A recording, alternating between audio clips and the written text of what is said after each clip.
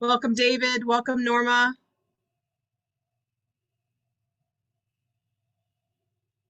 Great to have you all with us. We're going to get started here in 1 minute. If you wouldn't mind putting your name and where you're calling from in the chat, that would be great.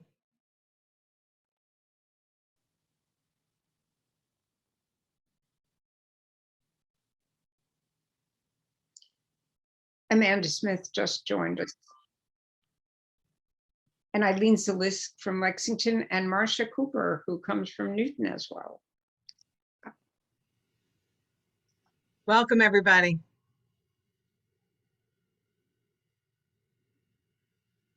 Okay, so I think everyone looks like they are connected. It is great to see so many familiar faces and names. I am Cabell Eames. I use she, her pronouns. I am part of the Democratic State Committee representing Second Suffolk and Middlesex.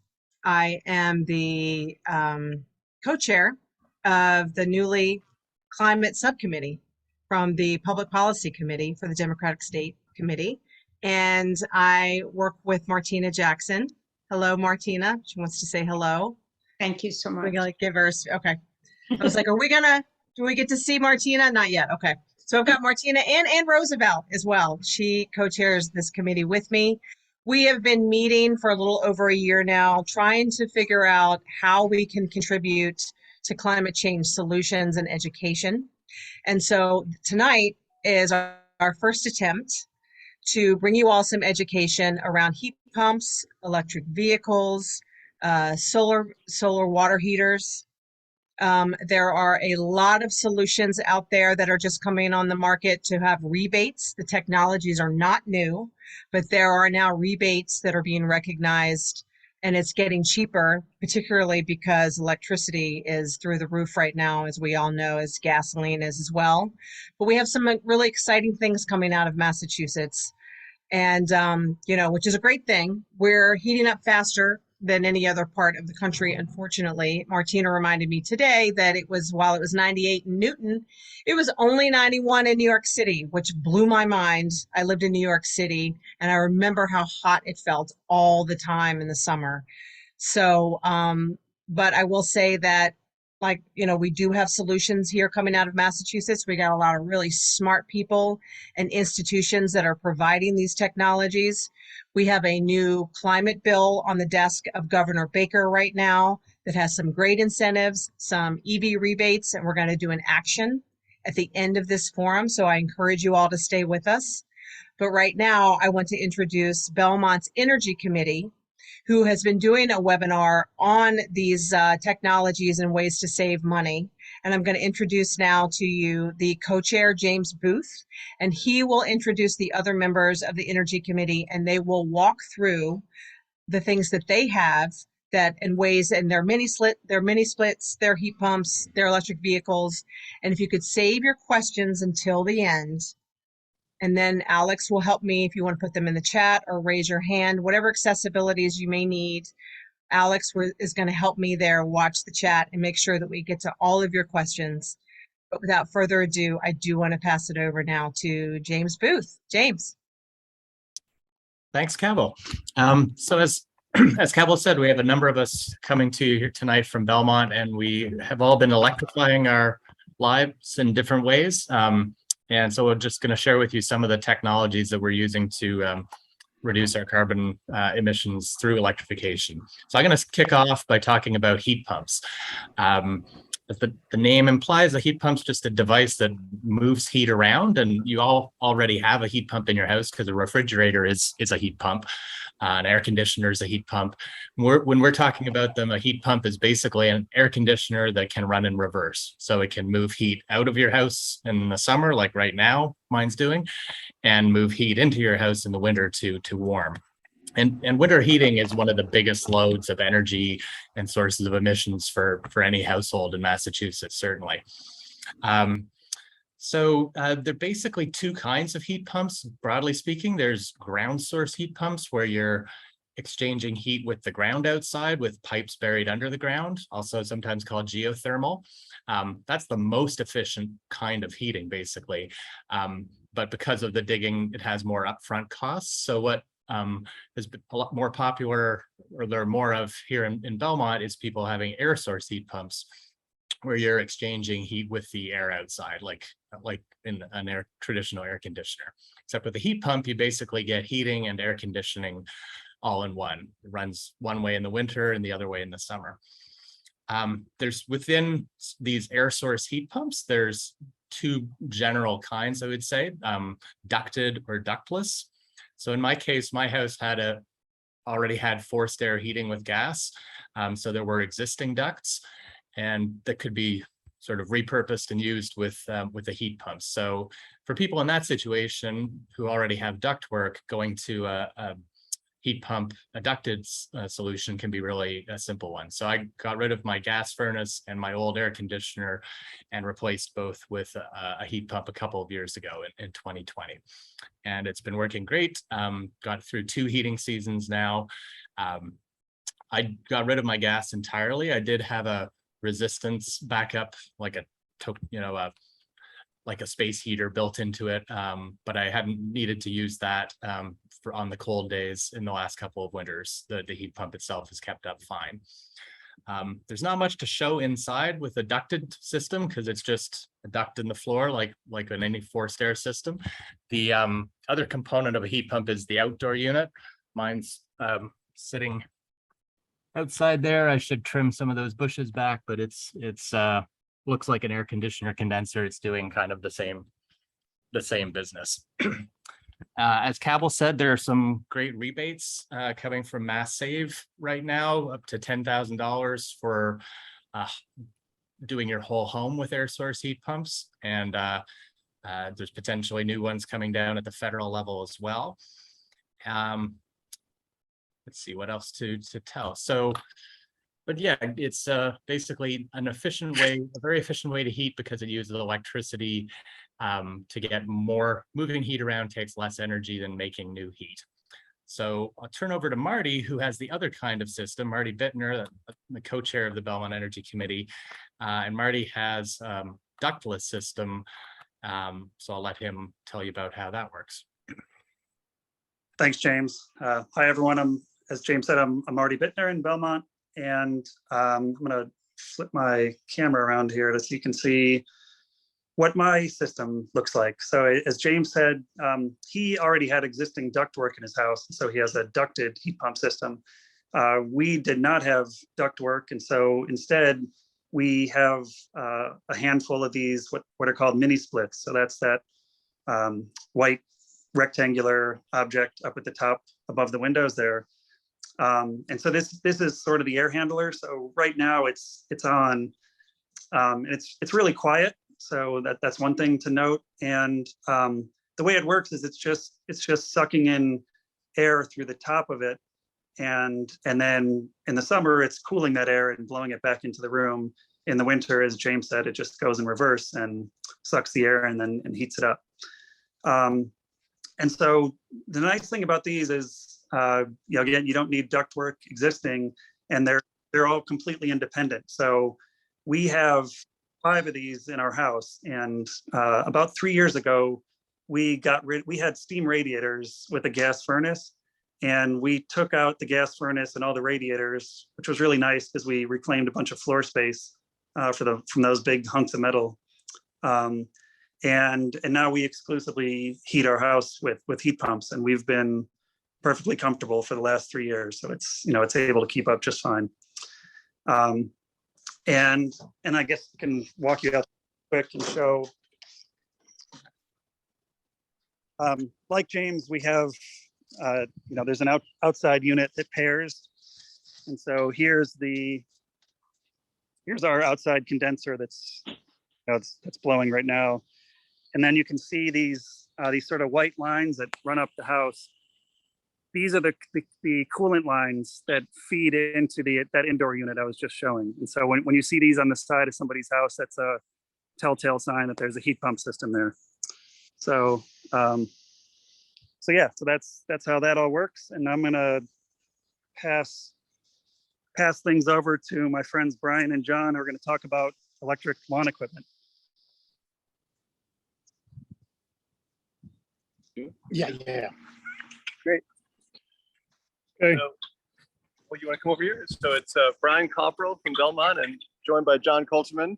Hey, And guys. we both have electric lawnmowers, and I also have an electric battery powered snow blower, which is perfect for the hottest day of the year. I think the simple thing to say is that with the lawnmower, you know, we used to have a gas lawnmower, but total hassles in terms of fueling it up and truing it up and starting it and pulling it and all that. And these are really simple. So all I really need to show you ultimately is that it has a battery pack, which you charge for a couple of hours. And then you plug it in there, and then you push a button here, and the system is ready to run. This lawnmower has a 40-volt. It's REOB is the brand. I got it at Home Depot. I went down and picked it up out of a box. It's very simple to assemble. A couple of pieces, literally, not even assembling. It was all ready to go, of course. Cost me something like $300. There was a Belmont rebate. There's also a Mass Save rebate for Eversource and National Grid of about $75. And so then at that point, you're not paying for gas anymore. You're just paying for electrons to charge it. But it is as simple as push a button and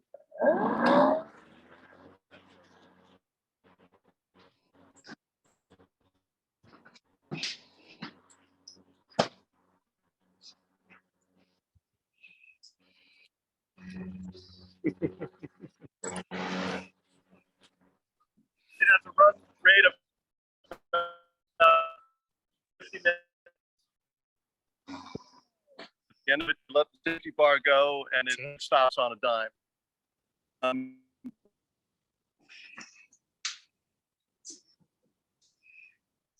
Couple of hours and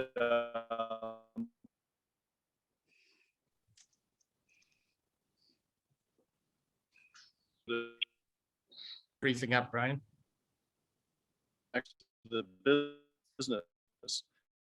Any other gas lawnmower. So good. Okay. And then the other system is a battery powered snowblower. And maybe John, just take a second to look up here. And it's 100-foot driveway. And so this snowblower, even this winter, with 2 feet of snow, this is a very simple snowblower, but it was able to totally clear our driveway. So again, a simple battery pack. Charge it for 3 or 4 hours, and then plug it in, and hopefully that's going. Yep. And has a light to it.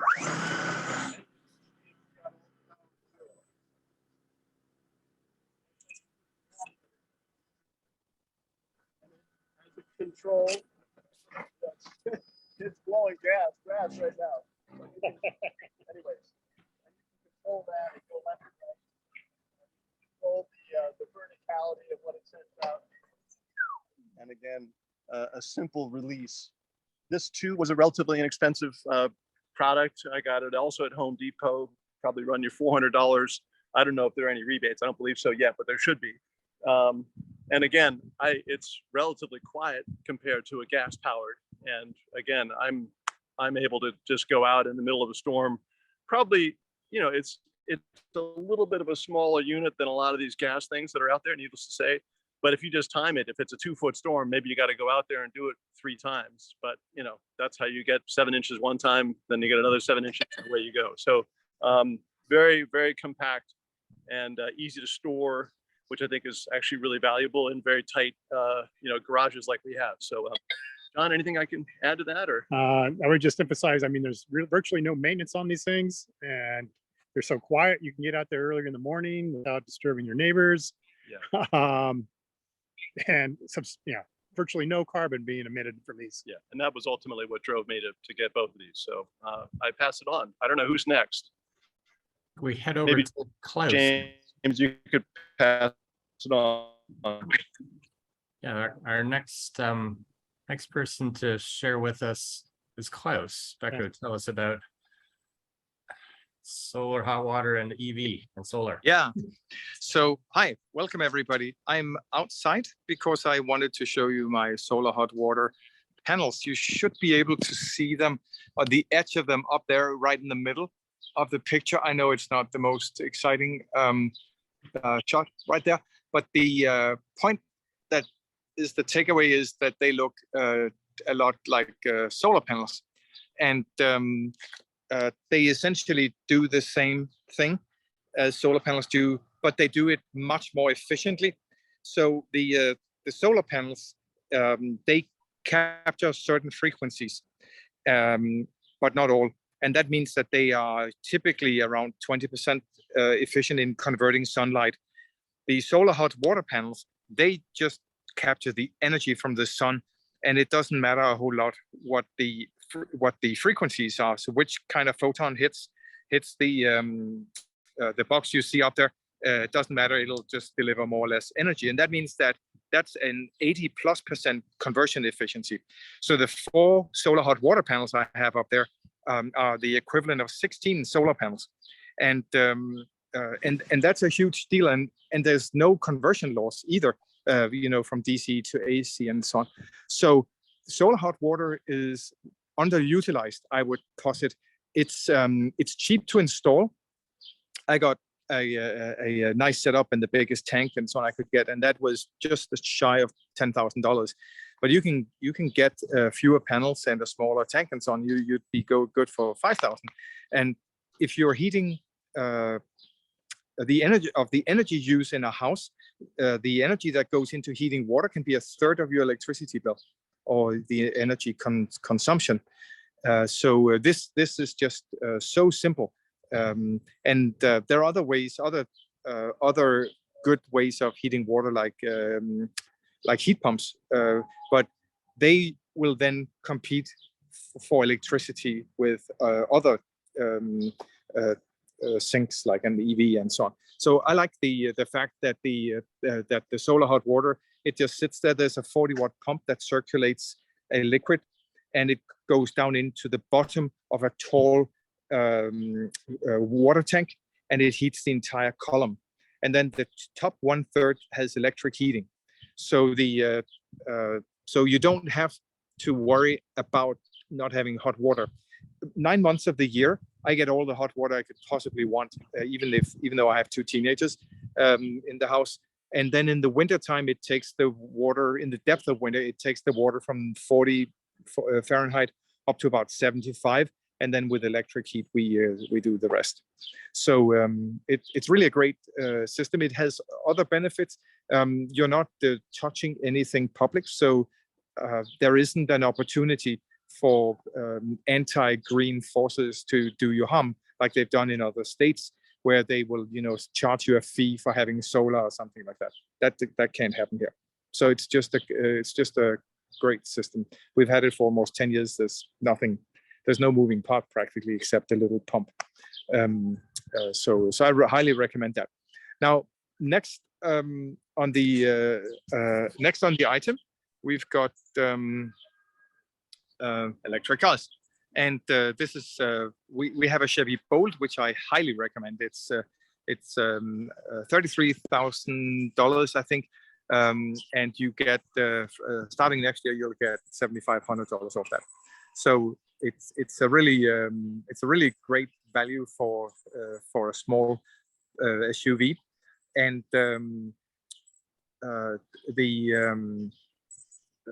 so we have one of those, and then we've got this. This is a Jaguar and I-Pace, which was car of the year in 2019. Has raked up a ton of rewards, and it's a really nice car to drive, but it's a good bit more expensive than the Bolt, and also it's assembled outside the United States, so it won't be eligible for rebates next year.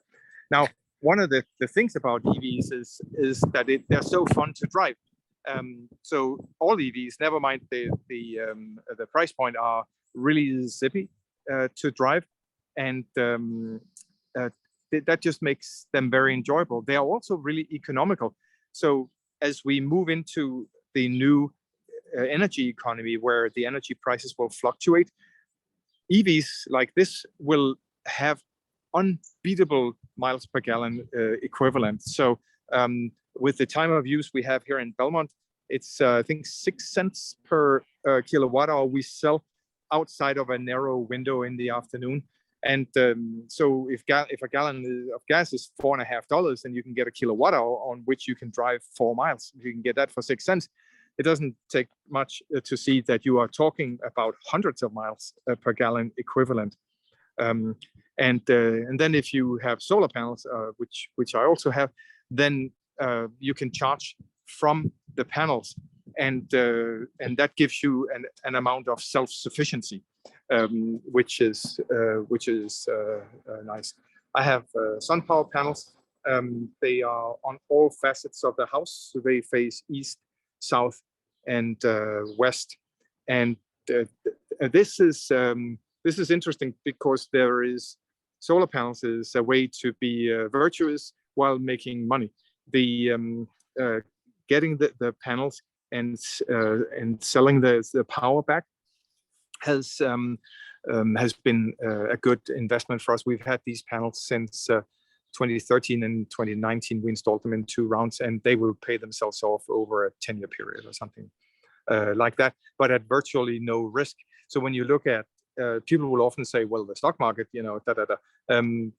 but that's with considerably more risk. So if you install solar panels, where there are almost no moving parts, right? It comes with 25-year warranty, and you know you're going to need the electricity. You know the sun is going to shine by. It's like T-bonds, but T-bonds don't return 6 to 9% per year. So solar panels are just great for the environment. They're great for you. I would say one thing, and that is that you should, if you want to put in solar panels, and if there's a policy issue about supporting solar, it's really valuable to support west-facing panels. I have panels that I can't show you just now on the wrong side of the house, but they face not only west, but they're like 290 degrees. But because that's the afternoon when the wholesale electricity prices are high, the value that comes from those panels that only make up a third of the total panels I have is 3 times as high as the rest of the panels. And that's because of the high price that you get reimbursed when you export power in the afternoon. So western-facing panels are really best for society, and they're best for you economically. So that's something to think about. Any questions? No. I think we're gonna hold questions at the end. So, okay, thanks. Thanks, Klaus. Of course. And then I think our next speaker is Roger Rubel, who'll talk about a different way to heat. Also efficient way to heat water, which is with a heat pump hot water heater. Thanks, Sue. I'm Roger, and you're in my lovely basement. And you're looking at my heat pump hot water heater. So a heat pump hot water heater is a hot water heater, just like any storage one that you would have. And then they've put a heat pump on top of it. And it's seamless. It sucks hot air out of my basement and uses it to heat the water, and then expels cool, dry air into the basement. So in the summer, this is one of the most comfortable spaces in the house because it's got air conditioning intermittently going during the day. There's a small control panel over here, and it says 125, which is you can set it for whatever temperature you want. And then it has a bunch of different ways that you can run this unit. So the unit has electric coils in it, just like a traditional electric water heater. So you can run it only using the heat pump, which is what we do. You can run it with the heat pump and with the coils, or you can run it totally on the electric coils. And then there's a vacation setting. So there's a lot of different ways you can do it. We have a 2-people household, and this is a 61-gallon water heater, and it provides more than enough hot water for us. If you had a couple of teenagers in the house, you may have more trouble keeping up with it, and you might run it on the hybrid setting rather than the heat pump only setting. The cost of it, this was installed in January 2019, so it's about 3.5 years old. You can get them in Home Depot. This is a state premiere. There's a bunch of different companies that all the traditional water heater makers make heat pump water heaters now. So the one at Home Depot is Rheem. And then you need to install a 240-volt line. And this is a 30 amp, takes a 30 amp circuit in order to run it. So the cost of it was $2,650 for the heat pump installed and $500 to have the 240-volt line run to it and hooked it up. That's it. So I'm going to turn it over to Marty Bittner to talk about cooking. Right, thanks, Roger. So we're in my kitchen, and I'm going to show you my induction cooktop. So we, I guess about a year ago or so now, we had a gas stove, and it gave up the ghost, and so we had to get something new.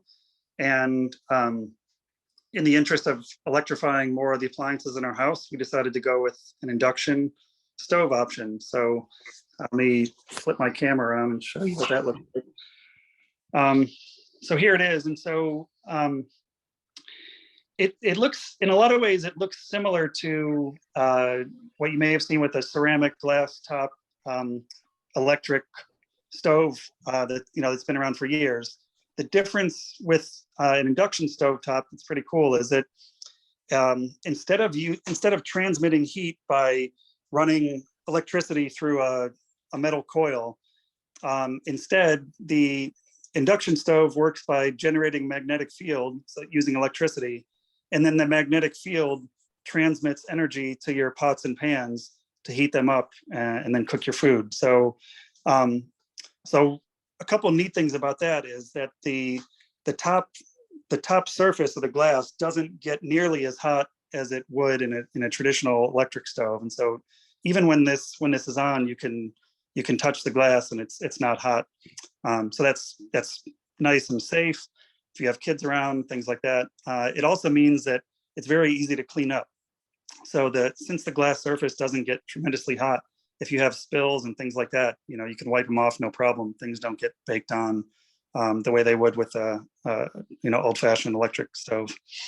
And the other thing is that it means that the pots and pans that you use with this have to be magnetic. And so I've got one of my kids' magnets here, and you can see that this pot is magnetic. And the reason that's important is that in order for the energy from the magnetic field to transmit and create heat in the pots and pans, you have to have magnetic cookware.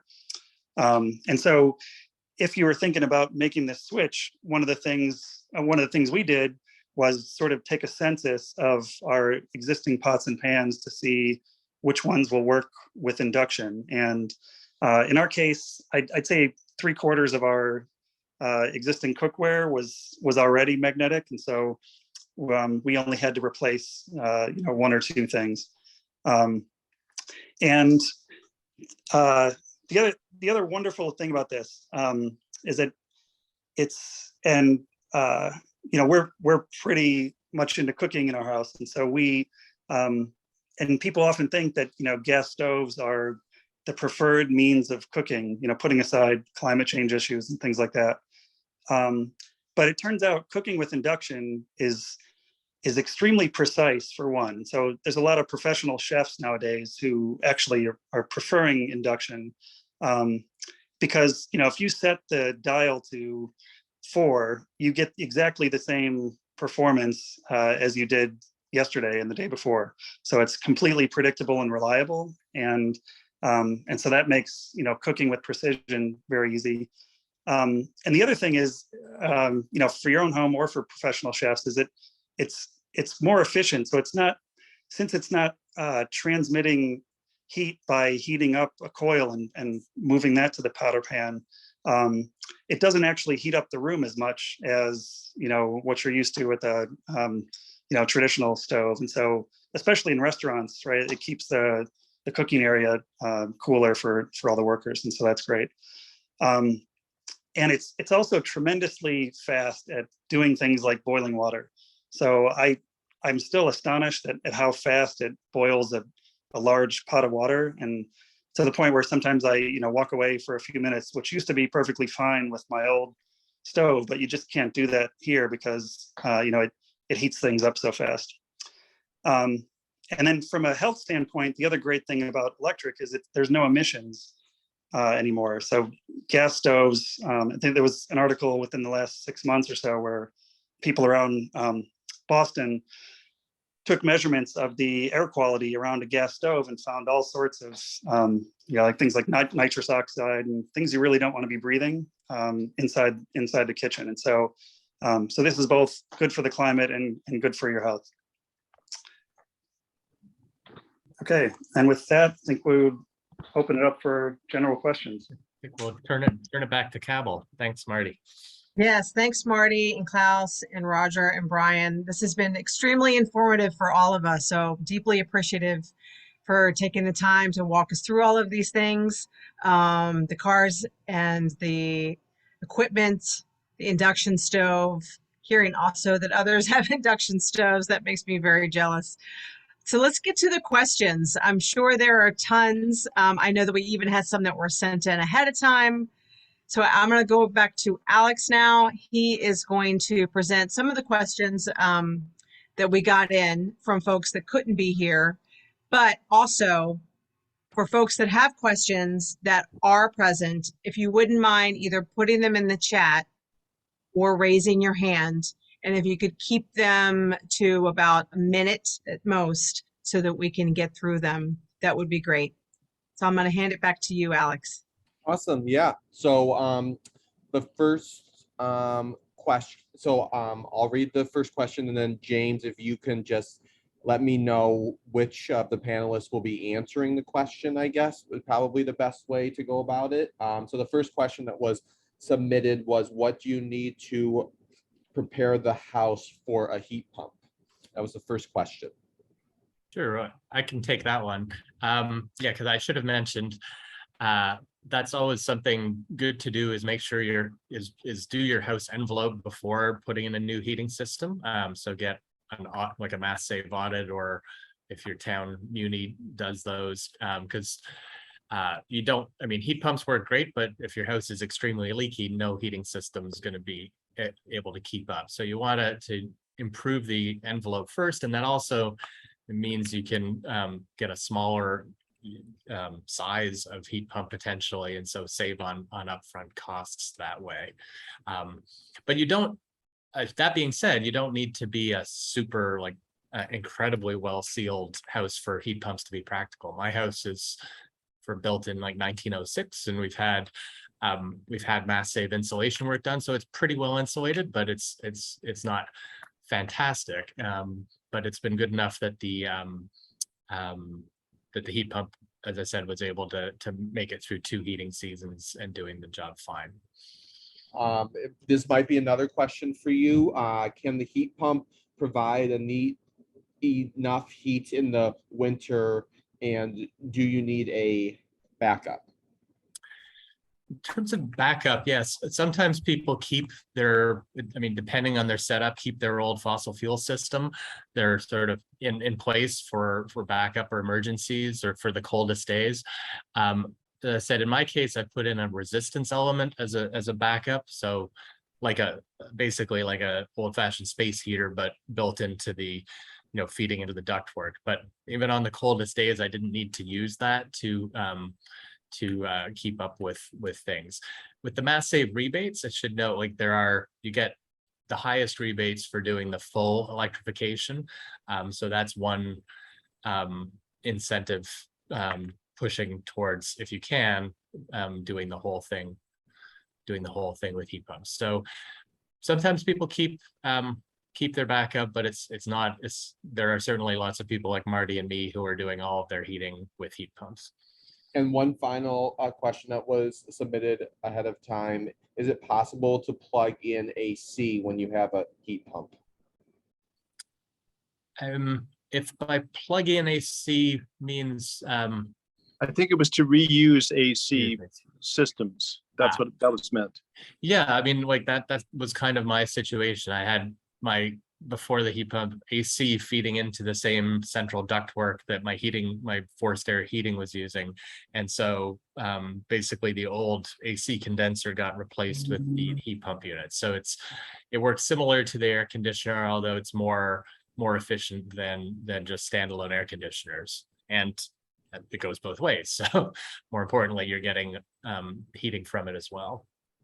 James, it's Brian. I just wanted to jump in with one comment, and that is we had Murfield come out and do a heat pump estimate for us yesterday. Two things. One, they're rated down to -5 degrees, and I really feel, and John, you have a heat pump system in your home, and I think it's important to be clear. These systems are robust enough for Massachusetts winters on a standalone basis. And I think, James, you said that. The other thing is, I think it's really important as a matter of strategy of the homeowner to be thinking about these questions now, right, in the middle of warmer months, and not when your system blows out. Your old boiler blows out on the 14th of January and it's 5 degrees or 15 degrees, whatever it is. And all of a sudden you're being legacy decision fired into an old decision, which now is going to run you for the next 30 or 40 years. And I really encourage folks to be thinking ahead of time before your systems blow, and go ahead and replace them. I think that's the way that we each have to make these decisions strategically, and not just at the last minute when old fears will take over our decision making. So now, those were all the questions submitted ahead of time. In the chat box, Nancy had a question. Do induction stoves save energy over regular electric stoves? And I don't know who wants to take that one. Sure, I can talk about that. Yeah, they do, and the reason why is the mode in which they heat up your pots and pans, right? Because that's ultimately the goal of cooking, is to heat up your food. Traditional electric stoves do that by first running electricity through a piece of metal to get it hot, and then that heat energy then comes across and thermally exchanges with your pot or pan, and that, so what dictates the efficiency is how well that the heating source connects to your pot or pan. And as you know, if you stand around and cook over any stove, is that it heats up the room. And in contrast, an induction stove, it generates a magnetic field. So it runs electricity through a copper coil, and that generates a magnetic field. And that's the mechanism that transmits the energy to the pot or pan, which is why you need to have magnetic cookware for that connection to be made. But that connection is a lot more efficient to move energy through a magnetic field than it is to move heat from one place into heat in another pot or pan. Kind of a good follow-up question to that would be, where did you get your induction unit and why did you choose that model? Yeah, so I got it at Doyon's Appliance, and Yale Appliance, or any appliance store will have models of these. And we were actually highly constrained in our options because the cutout for our stove is 36 inches. And so there are only a handful of manufacturers that make ranges in that size. And so we didn't have a ton of options. If you have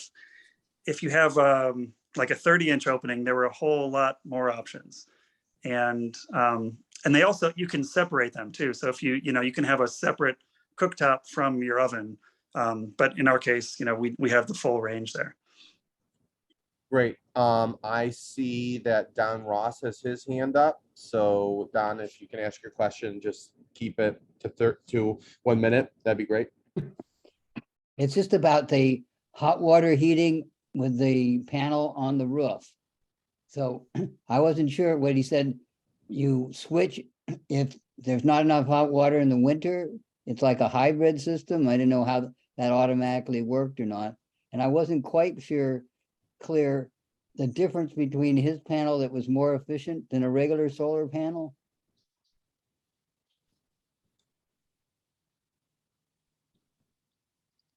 Who, James? So I think maybe Klaus could speak to that, clarify that point.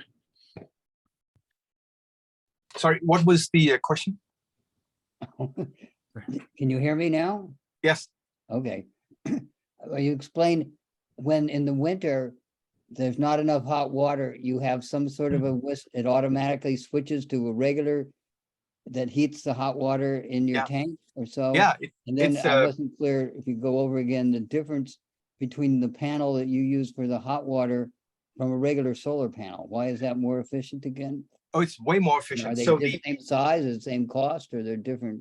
no, it's more efficient and cheaper, but it won't give you electricity. It'll give you hot water. So when you've got the sunlight coming in, it's a mix of frequencies. So red light, blue light, and so on, and also light we can't see. And those photons have different energy levels. In a solar panel, you only absorb a section of those photons. The rest just heat the panel.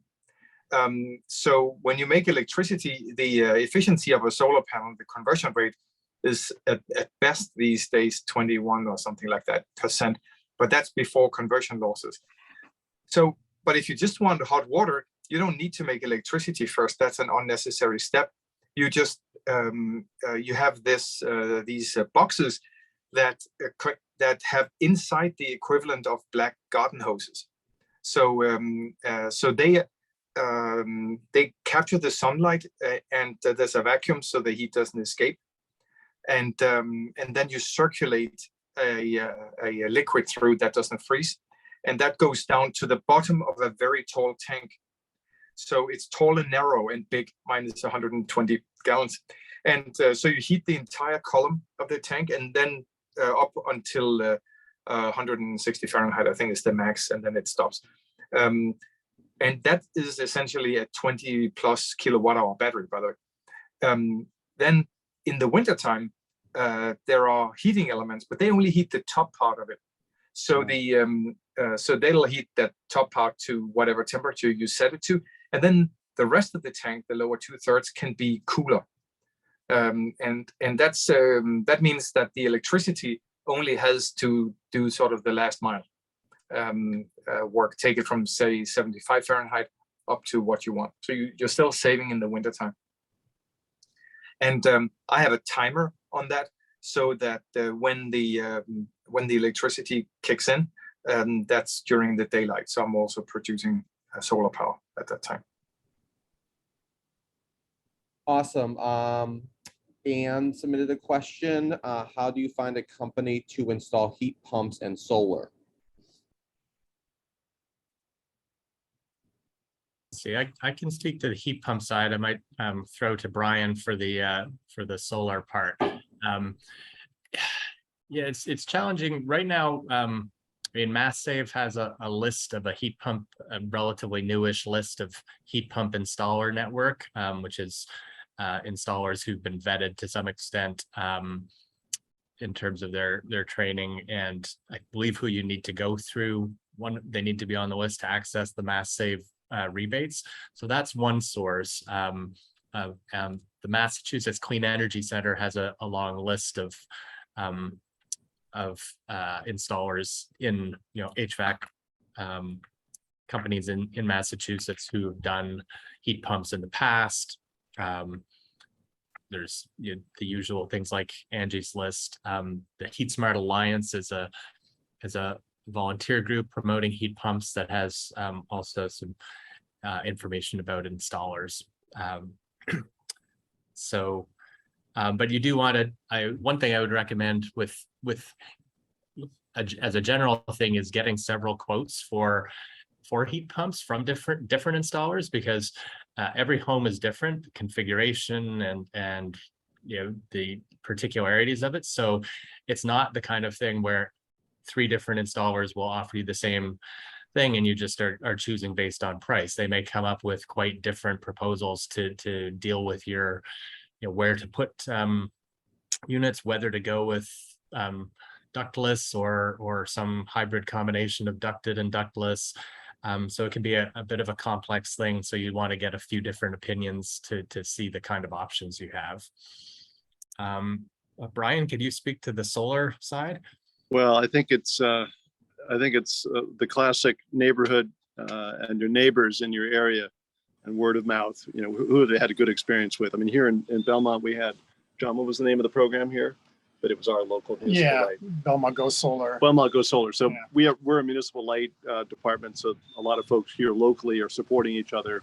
I know Sunbug Solar and Beacon Solar have done a lot of installations here in this area. But, you know, in terms of residential, that's not my area. But I think, again, talking to your neighbors who've had solar installed, and I'm sure the DOER has resources on their website.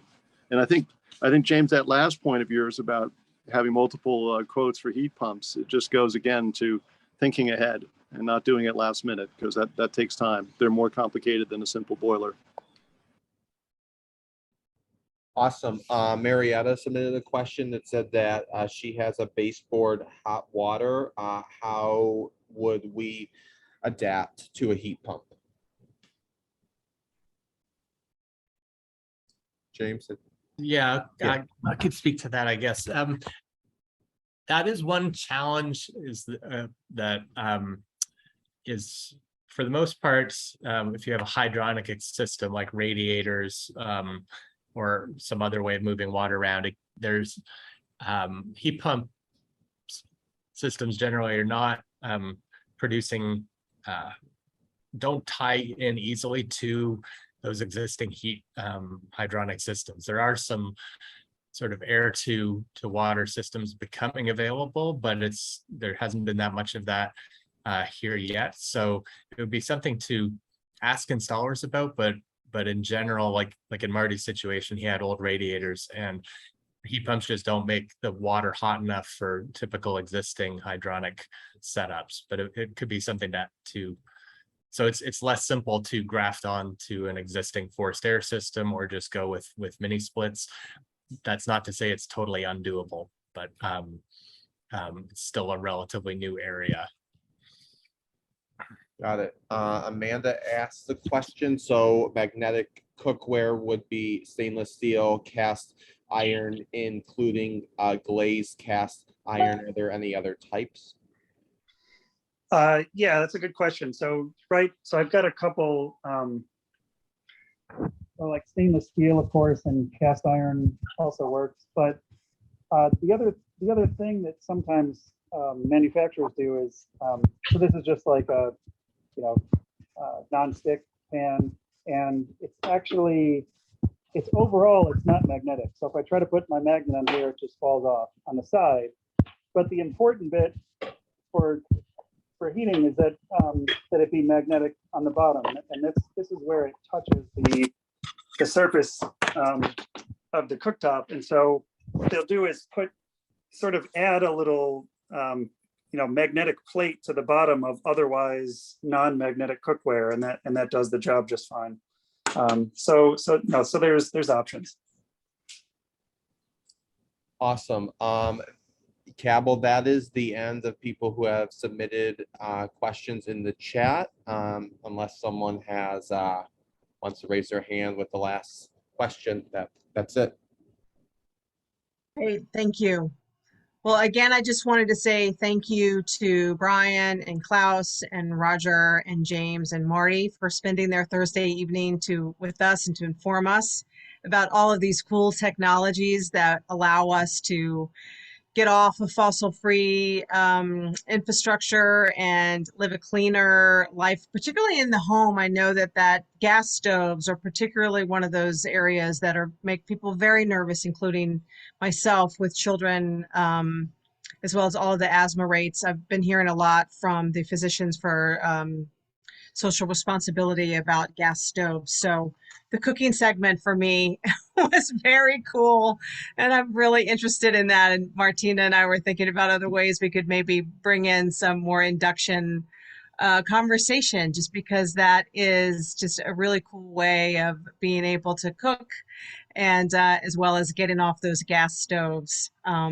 So again, just want to say thank you for coming and being with us tonight. Really appreciate it. Very informative. I'm lucky to have you as on my energy committee.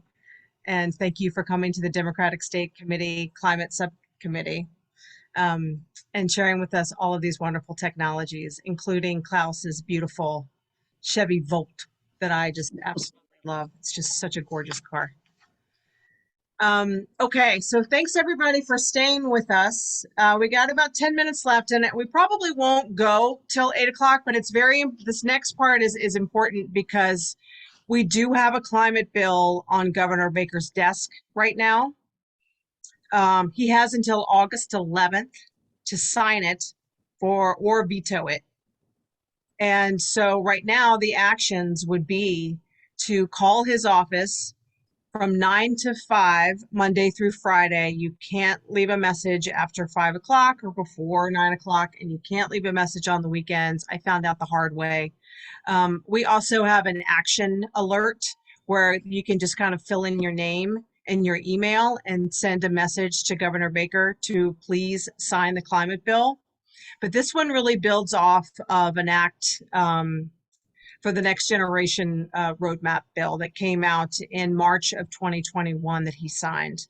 That one addressed 6 sectors, and it basically said that we had to be on the road for net zero emissions by 2050 at 50% by 2030.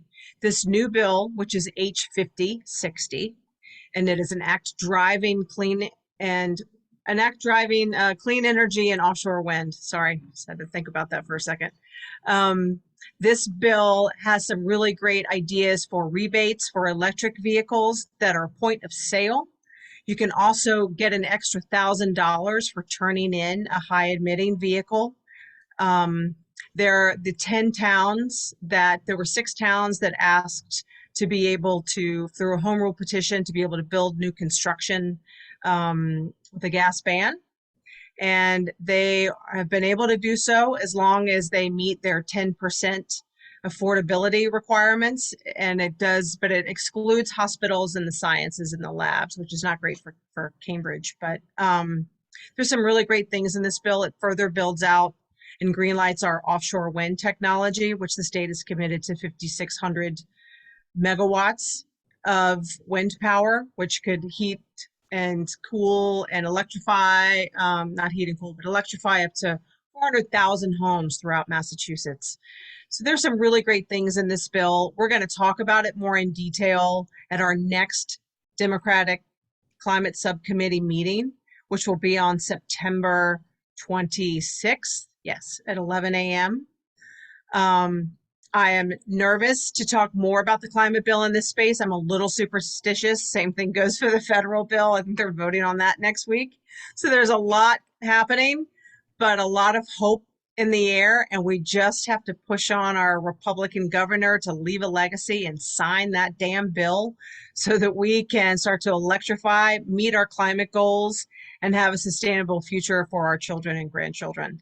So, Alex did you put it in the chat yet, Alex, that information? Yes, you did. Thank you. Okay. So you've got a phone number there. Write it down because you can't call until tomorrow at 9 a.m. and until 5 p.m. The petition is live. You can use it as much as you need to. There's also, if you go on to the MassGov's email site, you can see where you can email the governor, you can submit. We just have to keep up the pressure. He has 1 week from today to sign the bill. So last time he vetoed it, and but there was some back and forth, and I'm hopeful this time that we're going to get this bill signed and passed. And also for our next state committee meeting, which will be on September 26th at 11 a.m., you can email Martina Jackson if you're not already on the list to join us on that morning. And we'll do a deep dive into the bill at that time. We'll hopefully have some legislative offices joining us as well. And so we're really excited to have you all hopefully join us in September. But again, thank you for coming tonight, and call the governor. Tell him he's got to sign that climate bill so that we can electrify more homes with rebates and make it affordable for all of us to be able to do the things that we want to do, have our induction stoves, our EVs, our heat pumps, our solar water heaters. It's out of range for a lot of people, and it shouldn't be that way. So we need to make sure that our state can help us through rebates and incentives, and we'll meet our climate goals together. So thank you all, everybody. And yes, that bill is H5060.